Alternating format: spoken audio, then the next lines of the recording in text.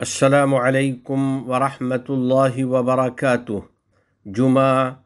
24 جمادی الثانی سن 1445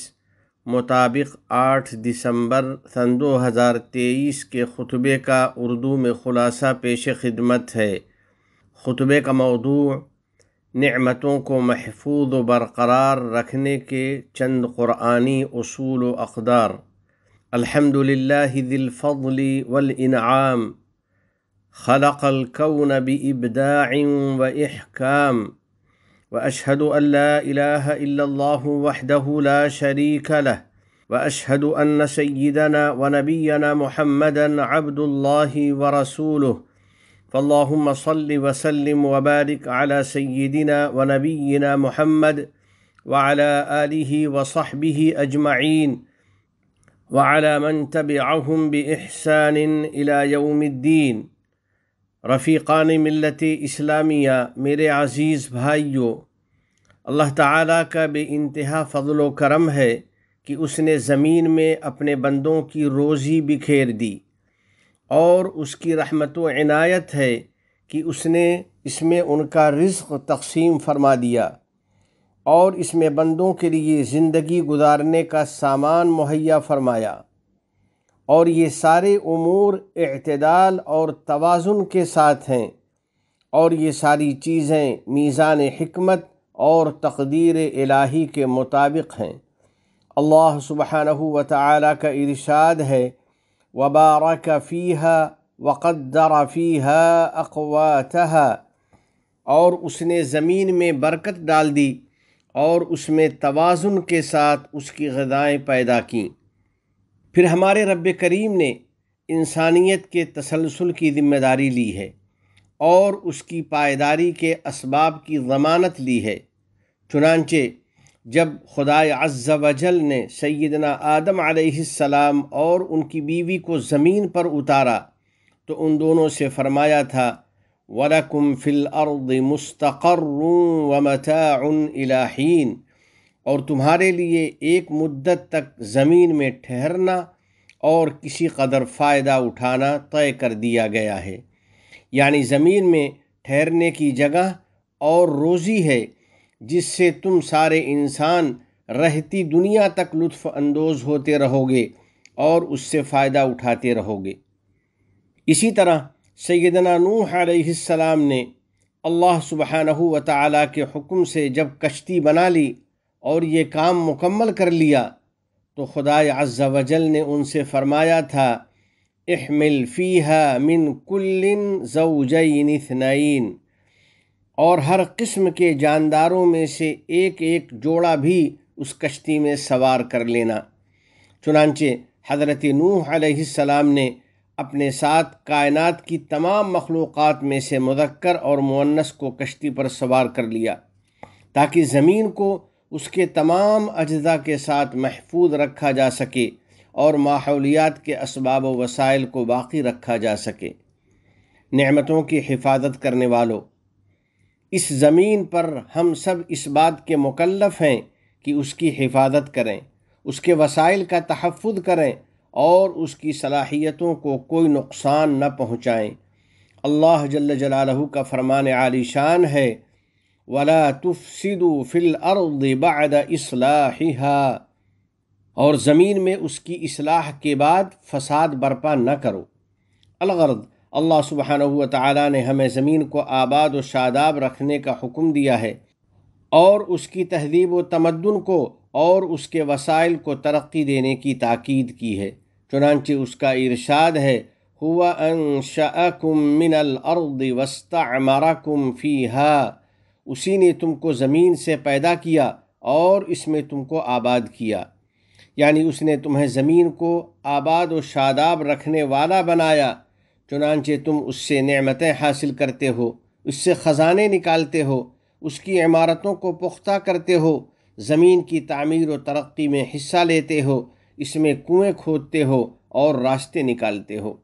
جس میں معیار زندگی کی بہتری اور خوشگواری ہے اور آنے والی نسلوں کے لیے نعمتوں کی حفاظت ہے اور ان کے لیے ان سے فائدہ اٹھانے کی ضمانت ہے۔ باری تعالیٰ کے اس فرمان کے مطابق جو اس نے حضرت نوح علیہ السلام سے فرمایا تھا، اہبط بسلام منا وبرکات علیک وعلی ممن معک، اے نوح اب کشتی سے اتر جاؤ، ہماری طرف سے وہ سلامتی اور برکتیں لے کر جو تمہارے لیے بھی ہیں اور تمہارے ساتھ جتنی قومیں ہیں ان کے لیے بھی ہیں۔ الغرض زمین اور اس کے وسائل کا تحفظ امن و سلامتی کا ذریعہ ہے، اور اس کی صلاحیتوں کی حفاظت نسلوں میں عمومی خیر و برکت کا سبب ہے۔ یا اللہ ہم سب کو شکر گزار بندوں میں شامل فرما لے اور زمین کی تمام نعمتوں کی حفاظت کرنے والا بنا دے۔ نیز ہم سب کو اپنی اور اپنے نبی محمد صلی اللہ علیہ وسلم کی مکمل اطاعت کی توفیق عطا فرما دے، اور ان کی اطاعت کی بھی توفیق دے دے جن کی اطاعت کا تو نے حکم دیا ہے۔ اللہ کے نیک بندو، میرے عزیز دوستو، اس روئے زمین میں ہم سب ایک دوسرے کے شراکت دار ہیں، اسی پر ہم زندگی گزارتے ہیں، اس کی نعمتوں سے لطف اندوز ہوتے ہیں اور اللہ کی عبادت و اطاعت کرتے ہیں۔ بس ہم سب اس کی سلامتی کے اور دائمی تحفظ کے ذمہ دار ہیں۔ ان لوگوں کی طرح جنہوں نے کشتی پر سوار ہونے کے لیے باہم قرع ڈالا اور اس میں اپنی اپنی جگہ لے لی، ان کی پوری کیفیت کو حدیث پاک میں اس طرح بیان کیا گیا، فَأَصَابَ بَعْضُهُمْ أَعْلَاهَا وَبَعْضُهُمْ أَسْفَلَهَا فَكَانَ الَّذِينَ فِي أَسْفَلِهَا إِذَا اسْتَقَوْا مِنَ الْمَاءِ مَرُّوا عَلَى مَنْ فَوْقَهُمْ فَقَالُوا لَوْ أَنَّا خَرَقْنَا فِي نَصِيبِنَا خَرْقًا وَلَمْ نُؤْذِ مَنْ فَوْقَنَا فَإِنْ يَتْرُكُوهُمْ وَمَا أَرَادُوا هَلَكُوا جَمِيعًا وَإِنْ أَخَذُوا عَلَى أَيْدِيهِمْ نَجَوْا وَنَجَوْا جَمِيعًا۔ پس بعض لوگوں کو کشتی کے اوپر کا حصہ ملا اور بعض کو نیچے کا، تو جو لوگ نیچے کے حصے میں تھے انہیں دریا سے پانی لینے کے لیے اوپر والوں کے پاس سے بار بار گزرنا پڑتا۔ انہوں نے سوچا کہ کیوں نہ ہم اپنے ہی حصہ میں ایک سوراخ کر لیں تاکہ ہم اوپر والوں کے لیے اذیت کا باعث نہ بنیں۔ اب اگر اوپر والے نیچے والوں کو منمانی کرنے دیں گے اور ان کو اپنے ارادے پر عمل کرنے دیں گے تو کشتی کے تمام لوگ ہلاک ہو جائیں گے، اور اگر اوپر والے نیچے والوں کا ہاتھ پکڑ لیں تو یہ خود بھی بچیں گے اور کشتی کے سارے لوگ بھی محفوظ رہیں گے۔ الحاصل مشترکہ ذمہ داری پوری انسانیت پر تعمیر و تنظیم کو ضروری قرار دیتی ہے اور زراعت و شجرکاری کو لازم کرتی ہے تاکہ مٹی کی صلاحیت اور اس کی نمی برقرار رہے اور آب و ہوا کی پاکیزگی محفوظ رہے اور ہم سب ایک صحت مند ماحول میں زندگی گزار سکیں۔ نبی کریم صلی اللہ علیہ وسلم نے شجرکاری کی اہمیت بیان کرتے ہوئے ارشاد فرمایا، ان قامت الساعۃ وبید احدکم فصیلہ فإن استطاع ان لا تقوم حتى يغرسها فليفعل۔ اگر قیامت اس حال میں آ جائے کہ تم میں سے کسی کے ہاتھ میں کھجور کا پودا اور اس کا قلم ہو، تو اگر وہ قیامت قائم ہونے سے پہلے پہلے اسے زمین میں لگا سکتا ہو تو وہ ضرور لگا دے۔ قابل تجدید توانائی پر انحصار بھی ان چیزوں میں شامل ہے جو ماحولیات کی پاکیزگی کو برقرار رکھتی ہیں۔ آب و ہوا کے توازن کو برقرار رکھنے میں ان کا بڑا اہم کردار ہے، اور یہ اس لیے ہے تاکہ زمین قابل کاشت اور سرسبز و شاداب رہے اور وہ ہمیشہ آسودہ اور مستحکم رہے اور لوگ اس سے فائدہ اٹھاتے رہیں۔ ہماری مدبر حکومت ماحولیاتی وسائل کو ترقی دینے میں بڑی محنت کر رہی ہے